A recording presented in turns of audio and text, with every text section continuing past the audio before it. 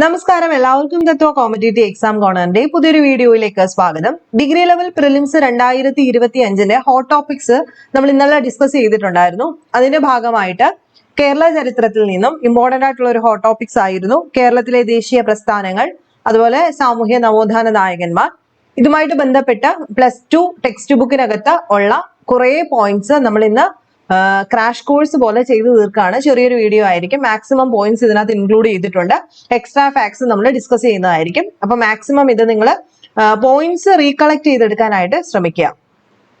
അപ്പൊ നോക്കുക, ഒന്നാമത് ശ്രദ്ധിക്കുക, ബ്രിട്ടീഷ് ആധിപത്യം സ്ഥാപിക്കപ്പെട്ടതോടെ അതായത് കേരളത്തിന്റെ ചരിത്രത്തിൽ തന്നെ ചെറുത്തുനിൽപ്പിന്റെ ഒരു പുതുയുഗത്തിന് തുടക്കമായി. കേരള ഹിസ്റ്ററിയാണ് പറയുന്നത്.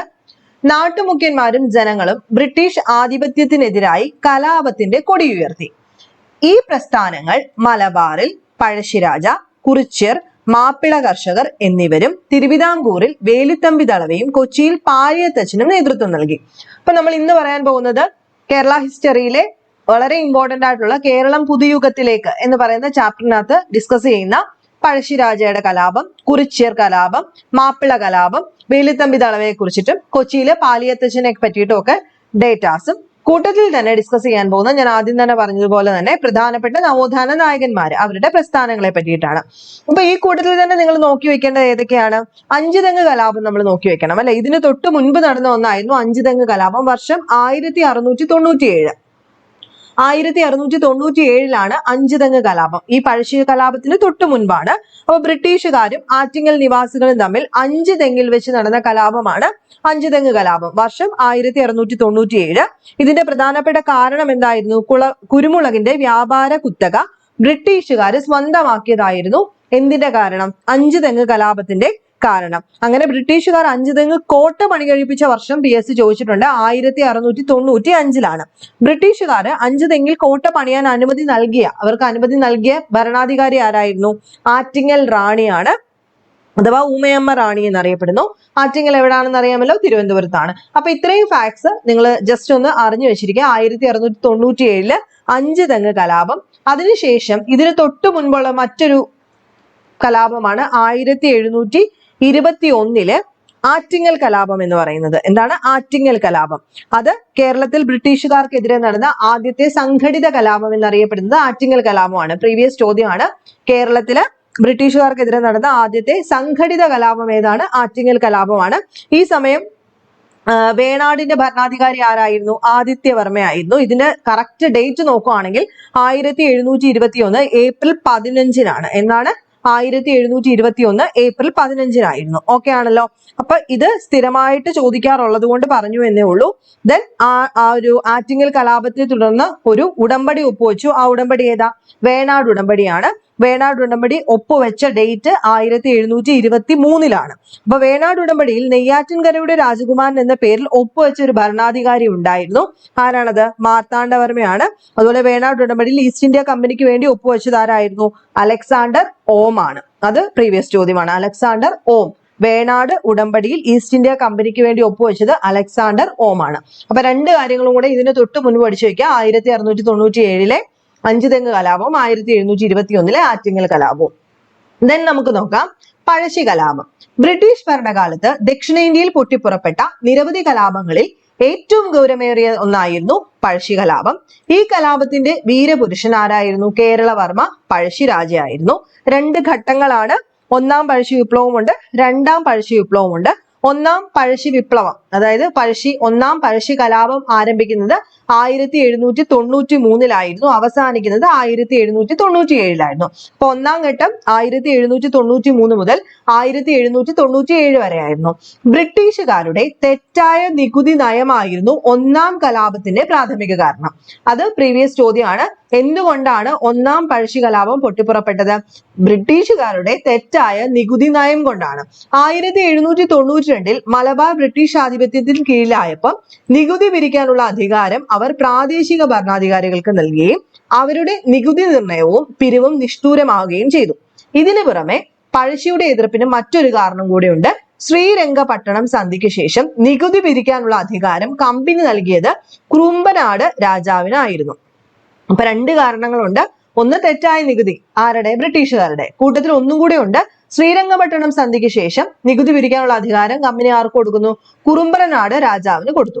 ബ്രിട്ടീഷുകാർക്കുള്ള നികുതി പിരിവ് തടഞ്ഞുകൊണ്ടാണ് പഴശ്ശി രാജാവ് കലാപത്തിന് തുടക്കം കുറിച്ചത്. മുസ്ലിം നായർ കർഷകരും ഗോത്രക്കാരായ കുറിച്യരും കുറുമ്പരരും ഉൾപ്പെടുന്ന പഴശ്ശിയുടെ സൈന്യം കമ്പനിയുടെ സേനയ്ക്ക് നേർ അതിശക്തമായ ചെറുത്തുനിൽപ്പ് നടത്തുന്നു.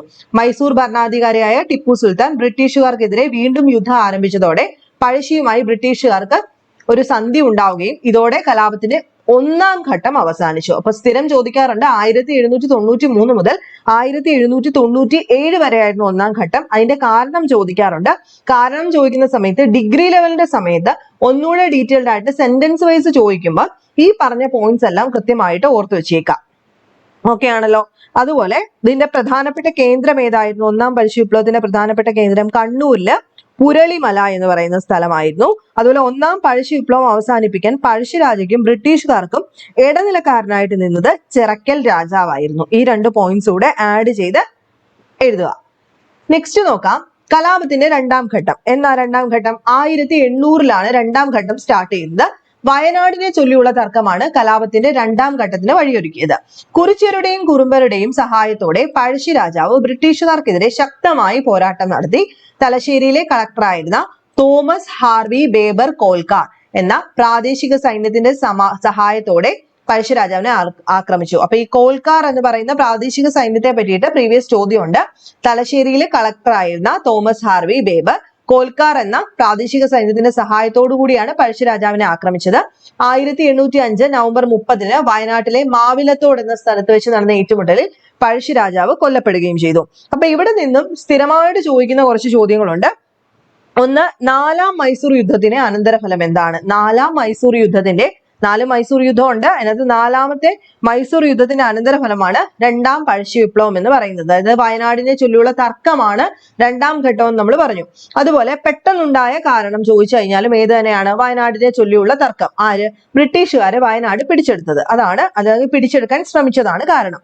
അതുപോലെ ആരൊക്കെയാണ് രണ്ടാം പഴശ്ശി വിപ്ലവത്തിൽ പഴശ്ശി സൈന്യത്തെ നയിച്ചതെന്ന് ചോദിച്ചിട്ടുണ്ട്. നമ്മളിപ്പോ പറഞ്ഞു ആരൊക്കെ കൂടെ ഉണ്ടായിരുന്നു എന്ന് പറഞ്ഞു അല്ലെ. കുറിച്യര് കുറുമ്പരരൊക്കെ ആരുടെ കൂടെ ഉണ്ടായിരുന്നു? പഴശ്ശി രാജാവിന്റെ കൂടെ ഉണ്ടായിരുന്നു. കൃത്യമായിട്ട് പറഞ്ഞു കഴിഞ്ഞാൽ പേഴ്സൺസിന്റെ പേര് ചോദിച്ചു കഴിഞ്ഞാൽ കണ്ണവത്ത് ശങ്കരൻ നായർ, കൈതേരി അപ്പു നായർ, എടച്ചേന കുങ്കൻ, പള്ളൂർ ഏമൻ നായർ തുടങ്ങിയവരാണ് ഇദ്ദേഹത്തിന്റെ ഗ്രൂപ്പിൽ ഉണ്ടായിരുന്നത്.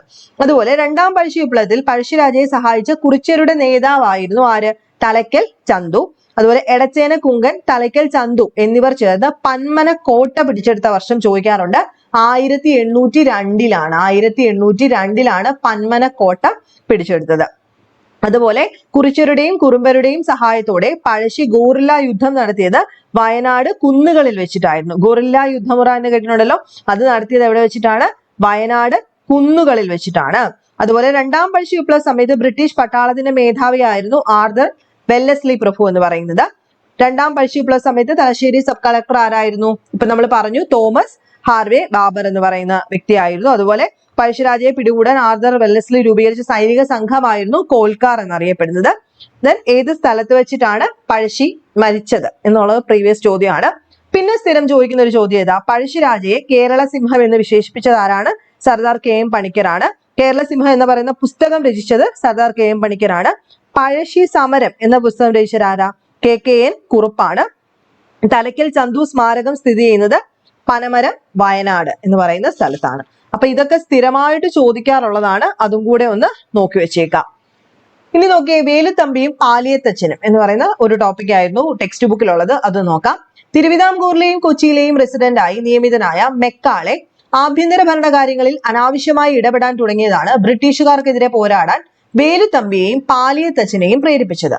എന്താണ്? തിരുവിതാംകൂറിലും കൊച്ചിയിലും റെസിഡന്റ് ആയിരുന്ന മെക്കാളെ ആഭ്യന്തര ഭരണകാര്യങ്ങൾ എവിടുത്തെ? തിരുവിതാംകൂറിലെയും കൊച്ചിയിലെയും അതിനകത്തൊക്കെ അനാവശ്യമായി ഇടപെടാൻ തുടങ്ങിയതോട് കൂടിയിട്ടാണ് വേലുത്തമ്പിയും പാലിയത്തച്ഛനും ബ്രിട്ടീഷുകാർക്കെതിരെ പോരാടാൻ തുടങ്ങിയത്. മെക്കാളയുമായി ശത്രുത വെച്ച് പുലർത്തിയിരുന്ന കൊച്ചിയിലെ പാലിയത്തച്ഛനുമായി വേലുത്തമ്പി ഒരു രഹസ്യ ധാരണയിലെത്തുന്നു. മൗറീഷ്യസിലെ ഫ്രഞ്ചുകാരുടെ സഹായവും വേലുത്തമ്പി തേടി. വേലുത്തമ്പിയുടെയും പാലിയത്തച്ഛന്റെയും സംയുക്ത സൈന്യം 1808 മെക്കാളയുടെ കൊച്ചിയിലെ വസതിക്ക് നേരെ ആക്രമണം നടത്തുന്നു. പക്ഷെ ഈ ആക്രമണത്തിൽ നിന്നും ആര് രക്ഷപ്പെട്ടു? മെക്കാളെ രക്ഷപ്പെട്ടു. കലാപം നടന്നുകൊണ്ടിരിക്കെ കുണ്ടറയിലെത്തിയ വേലുത്തമ്പി അവിടെ വെച്ച് 1809 ജനുവരിയിൽ ഒരു വിളംബരം നടത്തി. വർഷം 1809 എവിടെ വെച്ചിട്ടാ വിളംബരം? കുണ്ടറയിൽ വെച്ചിട്ടാണ്. ബ്രിട്ടീഷ് വിരുദ്ധ പോരാട്ടത്തിൽ ജനങ്ങളുടെ സഹായം അഭ്യർത്ഥിച്ചുകൊണ്ട് നടത്തിയ ഈ വിളംബരമാണ് കുണ്ടറ വിളംബരം എന്ന് അറിയപ്പെടുന്നത്. കൃത്യമായി പറഞ്ഞാൽ ജനുവരി 11, 1809 ജനുവരി 11. ഏത് ക്ഷേത്രമാണെന്ന് നോക്കിയേ, കുണ്ടറയിലെ ഇളമ്പള്ളൂർ ക്ഷേത്രത്തിൽ വെച്ചിട്ടാണ് ഇങ്ങനൊരു വിളംബരം പ്രഖ്യാപിക്കുന്നത്. ബ്രിട്ടീഷുകാർ കൊച്ചി അതിക്രമിച്ചതോടുകൂടി പാലിയത്തച്ഛൻ യുദ്ധരംഗത്ത് നിന്ന് പിന്മാറി. ബ്രിട്ടീഷുകാരുടെ ഭീഷണിക്ക് വഴങ്ങിയ തിരുവിതാംകൂർ രാജാവ് വേലുത്തമ്പിയെ സ്ഥാനഭ്രഷ്ടനാക്കുകയും വേലുത്തമ്പിയെ പിടികൂടാൻ ഉത്തരവിടുകയും ചെയ്തു. വേലുത്തമ്പി മണ്ണടിയിലെ ഒരു വീട്ടിൽ അഭയം പ്രാപിക്കുകയും തിരുവിതാംകൂർ ബ്രിട്ടീഷ് സേനകൾ വീട് വളഞ്ഞപ്പോൾ ആത്മഹത്യ ചെയ്യുകയും ചെയ്തു. ഇത് നിങ്ങൾക്ക് അറിയാവുന്ന ഒരു കഥയാണ്. ദെൻ നമുക്കറിയാനുള്ളതാണ് കുറിച്യ കലാപം എന്ന് പറയുന്നത്. കുറിച്യ കലാപം 1812 ആണല്ലോ. കുറിച്യ ലഹള നടന്നത് വയനാട്ടിലാണ്. 1812 ഗോത്രവർഗമായ കുറിച്യരും കുറുമ്പ്രരും രാമനമ്പിയുടെ നേതൃത്വത്തിൽ ബ്രിട്ടീഷുകാർക്കെതിരെ ശക്തമായ പോരാട്ടം ആരംഭിച്ചു. പഴശ്ശി കലാപം അടിച്ചമർത്തിയ ശേഷം ബ്രിട്ടീഷുകാർ വയനാട്ടിലെ ഗോത്ര ജനതയായ കുറിച്യരുടെയും കുറുമ്പ്രരുടെയും തുണ്ടുഭൂമി പിടിച്ചെടുത്തു. പഴശ്ശി കലാപത്തിൽ അവർ പങ്കെടുത്തതിനുള്ള പ്രതികാരമായിട്ടാണ് എന്തെടുക്കുന്ന ബ്രിട്ടീഷുകാർ ഇവരുടെ ഭൂമി പിടിച്ചെടുത്തത്. കൂടാതെ അവർ പരമ്പരാഗത രീതിയിൽ വനത്തിൽ നടത്തുന്ന വെട്ടിച്ചുട്ട് കൃഷി, ഷിഫ്റ്റിംഗ് കൾട്ടിവേഷൻ ബ്രിട്ടീഷുകാർ അനുമതി നിഷേധിക്കുകയും ബ്രിട്ടീഷുകാർ അവരോട് സാധനത്തിന് പകരം പണം നികുതിയായി അടയ്ക്കാൻ ആവശ്യപ്പെടുകയും ചെയ്തതുകൊണ്ടാണ് എന്തുണ്ടാവുന്നത്? കുറിച്യ കലാപം ഉണ്ടാവുന്നത്. അപ്പൊ സ്ഥിരം ചോദ്യമാണ് കുറിച്യ ലഹളയുടെ നേതാവ് രാമനമ്പി, അതുപോലെ നികുതി ഏർപ്പെടുത്തിയ ബ്രിട്ടീഷ് ഉദ്യോഗസ്ഥൻ തോമസ് വാർഡൻ ആണ്. ആരാണ്? തോമസ് വാർഡൻ എന്നറിയപ്പെടുന്ന വ്യക്തിയാണ്. അതുപോലെ എന്നാണ് പ്രധാനപ്പെട്ട കാരണവും നമ്മളിപ്പോ ഓൾറെഡി പറഞ്ഞു, നികുതി കൂട്ടിയതും അതുപോലെ തന്നെ ഷിഫ്റ്റിംഗ് കൾട്ടിവേഷൻ നിർത്തലാക്കിയതും സാധനത്തിന് പകരം പണം നികുതിയായി അടയ്ക്കാൻ ആവശ്യപ്പെട്ടതും. ഇതിന്റെ കൂട്ടത്തിൽ ഒരു മുദ്രാവാക്യം ഉണ്ടായിരുന്നല്ലോ, വട്ടത്തൊപ്പിക്കാരെ പുറത്താക്കുക, വട്ടത്തൊപ്പിക്കാരെ പുറത്താക്കുക. then ബ്രിട്ടീഷുകാര് ഈ കുറിച്യ കലാപം അടിച്ചമർത്തി എന്ന് കേട്ടിട്ടുണ്ട്. അത് ഏതാ വർഷം? 1812 1812 തന്നെ അടിച്ചമർത്തി. ഡേറ്റ് ഓർത്ത് വെച്ചേക്ക, മെയ് മാസം 8-ാം തീയതിയാണ് അടിച്ചമർത്തിയത്. ഓക്കെ. അതുപോലെ കുറിച്യരുടെ ജീവിതവും സംസ്കാരവും എന്ന പുസ്തകം രചിച്ചത് കുമാരൻ വയലേരി എന്ന് പറയുന്ന വ്യക്തിയാണ്. ഓക്കെ ആണെന്ന് വിശ്വസിക്കുന്നു. ദെൻ നമ്മൾ നോക്കാൻ പോകുന്നത് മാപ്പിള കലാപങ്ങളാണ്. അപ്പൊ ഈ മാപ്പിള കലാപം എന്ന് പറയുമ്പോൾ അതിനകത്ത് പ്രധാനപ്പെട്ട ഒരുപാട് കാര്യങ്ങൾ വരും ആണല്ലോ. അപ്പം ഈ മാപ്പിള കലാപം മലബാർ ലഹളയും എല്ലാമായിട്ടൊന്ന് കൂട്ടി യോജിപ്പിച്ച് പഠിക്കാനായിട്ട് ശ്രമിക്കുക. അതുപോലെ ഒരുപാട് കാര്യങ്ങളുണ്ട് കേട്ടോ. നമ്മള് സ്ഥിരം ചോദിക്കുന്ന കുറെ കാര്യങ്ങളെല്ലാം ഇതിനകത്ത് ഇൻക്ലൂഡ് ചെയ്യാനൂടെ ശ്രമിക്കുക. മാക്സിമം ഞാൻ ഈ ക്ലാസ്സിൽ ഉൾപ്പെടുത്താൻ ശ്രമിക്കാം. മാപ്പിള കലാപം എന്നറിയപ്പെട്ട കലാപങ്ങളുടെ ഒരു പരമ്പരയ്ക്ക് 19-ാം നൂറ്റാണ്ടിൽ മലബാർ സാക്ഷ്യം വഹിച്ചു. ഇത്തരം 50-ലധികം കലാപങ്ങൾ ദക്ഷിണ മലബാറിന്റെ വിവിധ ഭാഗങ്ങളിൽ നിന്നും റിപ്പോർട്ട് ചെയ്യപ്പെട്ടു. മലബാറിലെ കാർഷിക പ്രശ്നങ്ങളെ കുറിച്ച് അന്വേഷിക്കാൻ നിയമിതനായ വില്യം ലോഗൻ ബ്രിട്ടീഷുകാരുടെ തെറ്റായ നികുതി നയത്തിന്റെ ഫലമായി ഉണ്ടായ ദാരിദ്ര്യവും കാർഷിക അസംതൃപ്തിയുമാണ് കലാപം പൊട്ടിപ്പുറപ്പെടാൻ കാരണമായതെന്ന് റിപ്പോർട്ട് ചെയ്തു. അവസാനം ബ്രിട്ടീഷുകാരുടെ അടിച്ചമർത്തൽ നയത്തിന്റെയും പരിഷ്കരണ നടപടികളുടെയും ഫലമായി കലാപം അവസാനിക്കുകയും ചെയ്തു. ഈ കലാപത്തിന്റെ ഒരു തുടർച്ച എന്നോണമാണ് 1921 എന്ത് കലാപം ഉണ്ടാവുന്നത്? മലബാർ കലാപം ഉണ്ടാവുന്നത്. മലബാർ കലാപം എന്ന് പറയുമ്പോൾ എന്താണ്? ഖിലാഫത്ത് സമരവുമായി ബന്ധപ്പെട്ട് കേരളത്തിൽ നടന്ന കലാപമാണ് നമ്മൾ പഠിക്കാറുണ്ട്. മലബാർ കലാപം അഥവാ മാപ്പിള ലഹള എന്ന് പറയും അല്ലെ. മലബാർ കലാപത്തിന്റെ പെട്ടെന്നുണ്ടായ കാരണമാണ് പൂക്കോട്ടൂർ കലാപം എന്ന് പറയുന്നത്. ആരംഭിച്ചത് മലബാറിലാണ്, 1921 പൂക്കോട്ടൂരിലെ ഖിലാഫത്ത് കമ്മിറ്റി സെക്രട്ടറി ആയ വടക്കേ വീട്ടിൽ മുഹമ്മദിനെ അറസ്റ്റ് ചെയ്യാൻ ശ്രമിച്ചതിനെ തുടർന്നിട്ട് പൂക്കോട്ടൂർ കലാപം പൊട്ടിപ്പുറപ്പെടുന്നു. വർഷം 1921 ഓഗസ്റ്റ് 20-ാം തീയതിയാണ്. പ്രധാന കേന്ദ്രം തിരൂരങ്ങാടി ആയിരുന്നു. പ്രധാനപ്പെട്ട നേതാക്കൾ ആരൊക്കെയാ? വാര്യൻ കുന്നത്ത് കുഞ്ഞഹമ്മദ് ഹാജി, സീതി കോയ തങ്ങൾ, അലി മുസ്ലിയാർ തുടങ്ങിയവരായിരുന്നു മലബാർ ലഹളയുടെ ഏറ്റവും പ്രധാനപ്പെട്ട നേതാക്കൾ എന്ന് പറയുന്നത്. 1921 മലബാർ കലാപത്തിൽ ഹിന്ദുക്കളുടെ രാജാവ്, മുസ്ലിങ്ങളുടെ അമീർ, ഖിലാഫത്ത് ആർമിയുടെ കേണൽ എന്നിങ്ങനെ സ്വന്തമായി വിശേഷിപ്പിച്ച ആളായിരുന്നു വാര്യം കുന്നത്ത് കുഞ്ഞഹമ്മദ് ഹാജി എന്ന് പറയുന്നത്. അതുപോലെ ഇതിനെ പറ്റിയിട്ട്, മലബാർ ലഹളയെ പറ്റിയിട്ട് ഒരു അന്വേഷണം നടത്താൻ ഏർപ്പെടുത്തിയ ഒരു വ്യക്തി ഉണ്ടായിരുന്നു. TL സ്ട്രേഞ്ച് എന്ന് പറയുന്ന ഒരു വ്യക്തിയാണ് ഏർപ്പെടുത്തിയത്. അതുപോലെ മലബാർ കലാപം പശ്ചാത്തലമാക്കി കുമാരനാശൻ എഴുതിയ ഒരു കൃതിയാണ് ദുരവസ്ഥ. ദുരവസ്ഥ കേട്ടിട്ടുണ്ടല്ലോ, ദുരവസ്ഥ. അതുപോലെ സുന്ദരികളും സുന്ദരന്മാരും ആരുടെയാ? ഉറുവിന്റെയാണ്. ഇതും മലബാർ കലാപം പശ്ചാത്തലമാക്കി എഴുതിയതാണ്. മലബാർ കലാപം എന്ന് പറയുന്ന പുസ്തകം രചിച്ചത് K മാധവൻ നായരാണ്. ഖിലാഫത്ത് സ്മരണ എന്ന് പറയുന്ന പുസ്തകം രചിച്ചത് ആരാ? M ബ്രഹ്മദത്തൻ നമ്പൂതിരിപ്പാടാണ്. അതുപോലെ മലബാർ കലാപം പശ്ചാത്തലമാക്കി IV ശശി സംവിധാനം ചെയ്ത ഒരു ചിത്രം ഉണ്ടല്ലോ, ഈ ഒരു ഡേറ്റ് തന്നെയാണ്, 1921 എന്ന് പറയുന്ന ഡേറ്റ് തന്നെയാണ്. അപ്പൊ ഇത്രയൊക്കെ ഓർത്തു വെച്ചേക്കാം. അടുത്തത് 19-20 നൂറ്റാണ്ടുകളിലെ സാമൂഹ്യ മത നവീകരണ പ്രസ്ഥാനങ്ങളെ പറ്റിയിട്ടാണ് നമ്മൾ പറയുന്നത്. 19-ാം നൂറ്റാണ്ടില് കേരള സമൂഹം നിരവധി മതപരമായ അന്ധവിശ്വാസങ്ങൾക്കും സാമൂഹ്യ അസമത്വത്തിനും സാക്ഷ്യം വഹിച്ചു. ഫ്യൂഡൽ നാടുവാഴികളുടെ അടിച്ചമർത്തൽ ഭരണവും സവർണ ഹിന്ദുക്കൾ ആധിപത്യം സ്ഥാപിച്ച ദ്യാതി വ്യവസ്ഥയും താഴ്ന്ന ജാതിയിൽപ്പെട്ട ജനങ്ങളുടെ ജീവിതം ദുരിതപൂർണമാക്കി മാറ്റി. ആ സമയത്ത് വന്ന പ്രധാന സാമൂഹ്യ പരിഷ്കർത്താക്കൾ ആരൊക്കെയാണ്? ഒന്ന്, വൈകുണ്ഠസ്വാമി. സ്ഥിരം ചോദ്യം, വൈകുണ്ഠസ്വാമിയെ പറ്റിയിട്ടൊക്കെ സ്ഥിരമായിട്ട് ചോദിക്കാറുണ്ട്. അതുകൊണ്ട് ഇതൊന്നും വിട്ട് കളഞ്ഞിട്ട് പോവരുത്, കൃത്യമായി പഠിച്ചുകൊണ്ട് പോവുക. സാമൂഹ്യ പരിഷ്കരണം ലക്ഷ്യമാക്കി വൈകുണ്ഠസ്വാമി രൂപീകരിച്ച പ്രസ്ഥാനമാണ് സമത്വ സമാജം എന്ന് പറയുന്നത്. എന്താണ്? സമത്വ സമാജം സ്ഥാപിച്ചത് ആരാണ്? വൈകുണ്ഠസ്വാമിയാണ്. അതുപോലെ പ്രസിദ്ധീകരണങ്ങൾ ചോദിക്കാറുണ്ട്. ഇദ്ദേഹത്തിന്റെ പ്രധാനപ്പെട്ട പ്രസിദ്ധീകരണങ്ങളാണ് അഖില തിരുട്ട്, അതുപോലെ അരുൾ നൂൽ എന്ന് പറയുന്ന രണ്ട് പ്രധാനപ്പെട്ടത് മാത്രം നമ്മൾ പറഞ്ഞങ്ങ് പോവാണ്. ഏതൊക്കെയാണ്? അഖില തിരുട്ട്, അതുപോലെ അരുൾ നൂൽ എന്ന് പറയുന്ന രണ്ട് പ്രസിദ്ധീകരണങ്ങൾ ആരുടെയാണ്? വൈകുണ്ഠസ്വാമിയുടെയാണ്. അതുപോലെ ശ്രദ്ധിക്കുക, ദക്ഷിണേന്ത്യയിലെ ആദ്യത്തെ കണ്ണാടി പ്രതിഷ്ഠ നടത്തിയത് ആരാണ്? വൈകുണ്ഠസ്വാമിയാണ്. അദ്ദേഹത്തിന്റെ ധാർമ്മിക വിശ്വാസ വ്യവസ്ഥ അറിയപ്പെട്ട പേരെന്താ? അയ്യാവഴി എന്നാണ് അറിയപ്പെടുന്നത്. എന്താണ്? അയ്യാവഴി എന്നറിയപ്പെടുന്നു. ഒരു തരത്തിലുമുള്ള വിവേചനങ്ങളില്ലാതെ എല്ലാവരുടെയും സമത്വത്തിനായി അദ്ദേഹം നിലകൊണ്ടു. 1836 സമത്വ സമാജം സ്ഥാപിച്ചത്. ഓർത്തു വെച്ചേക്കണേ, 1836 സമത്വ സമാജം സ്ഥാപിച്ചത്. ഓക്കെ ആണല്ലോ. അപ്പൊ നോക്കിയ അടുത്ത ആളാണ് ശ്രീനാരായണ ഗുരു. സാമൂഹ്യ പരിഷ്കരണം ലക്ഷ്യമാക്കി ശ്രീനാരായണ ഗുരു സ്ഥാപിച്ച പ്രസ്ഥാനമാണ് ശ്രീനാരായണ ധർമ്മ പരിപാലന യോഗ പ്രസ്ഥാനം. ചോദിക്കുകയാണെങ്കിൽ അത് ഓർത്തു വെച്ചേക്കാം. പ്രധാനപ്പെട്ട പ്രസിദ്ധീകരണങ്ങൾ ഏതൊക്കെയാ?